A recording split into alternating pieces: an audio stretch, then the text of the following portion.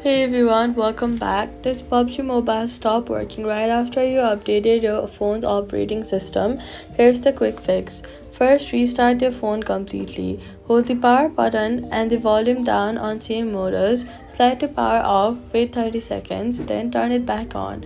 Operating system updates create temporary conflicts with graphic heavy apps like PUBG Mobile, and a full restart clears most of these right away.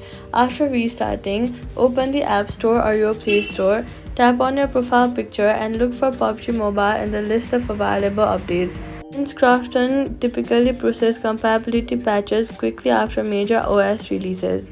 After that, tap Update immediately if it shows there's no update yet and PUBG Mobile is still broken. Go to your settings, then go to General, then go to iPhone Storage, scroll to the list of apps, find PUBG Mobile, and offload or clear its cache and reinstall it fresh from the store to get a clean build for your current iOS version.